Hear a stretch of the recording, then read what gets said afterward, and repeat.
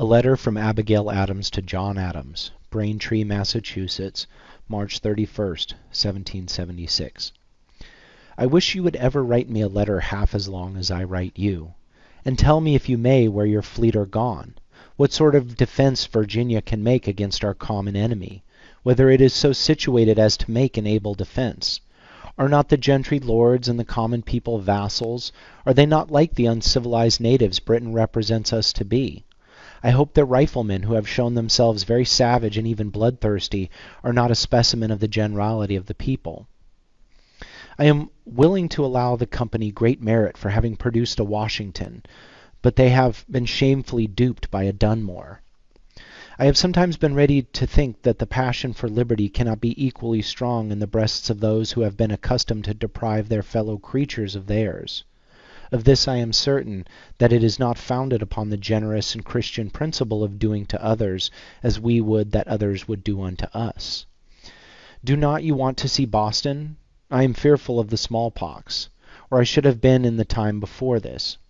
I got Mr. Crane to go to our house and see what state it was in. I find it has been occupied by one of the doctors of a regiment, very dirty, but no other damage has been done to it. The few things which were left in it are all gone. Cranch has the key which he never delivered up. I have wrote to him for it, and am determined to get it cleaned as soon as possible and shut it up. I look upon it as a new acquisition of property, a property which 1 month ago I did not value at a single shilling, and could with pleasure have seen it in flames. The town in general is in a better state than we expected, more owing to a precipitate flight than any regard to the inhabitants, though some individuals discovered a sense of honor and justice, and have left the rent of the houses in which they were, for the owners and the furniture unhurt, or of damage sufficient to make it good. Others have committed abominable ravages. The mansion house of your president is safe, and the furniture unhurt, whilst both the house and furniture of the Solicitor General have fallen a prey in their own merciless party. Surely the very fiends feel a reverential awe for virtue and patriotism, whilst they detest the patricide and traitor. I feel very differently at the approach of spring to what I did a month ago. We knew not then whether we could plant or sow with safety, whether when we had toiled we could reap the fruits of our own industry, whether we could rest in our own cottages, or whether we should not be driven from the sea-coasts to seek shelter in the wilderness. But now we feel as if we might sit under our own vine and eat the good of the land. I feel a great gaiety de coeur, to which before I was a stranger. I think the sun looks brighter, the birds sing more melodiously, and nature has put on a more cheerful countenance. We feel a temporary peace, and the poor fugitives are returning to their deserted habitations. Though we felicitate ourselves, we sympathize with those who are trembling lest the lot of Boston should be theirs. But they cannot in similar circumstances unless pusillanimity and cowardice should take the possession of them. They have time and warning given them to see the evil and shun it. I long to hear that you have declared an independency, and by the way, in the new code of laws which I suppose it will be necessary for you to make, I desire you would remember the ladies, and be more generous and favorable to them than your ancestors. Do not put such unlimited power into the hands of the husbands. Remember all men would be tyrants if they could. If particular care and attention is not paid to the ladies, we are determined to foment a rebellion, and will not hold ourselves bound by any laws in which we have no voice or representation. That your sex are naturally tyrannical is a truth so thoroughly established as to admit of no dispute. But such of you as wish to be happy willingly give up the harsh title of master for the more tender and endearing one of friend. Why then not put it out of the power of the vicious and the lawless to use us with cruelty and indignity with impunity?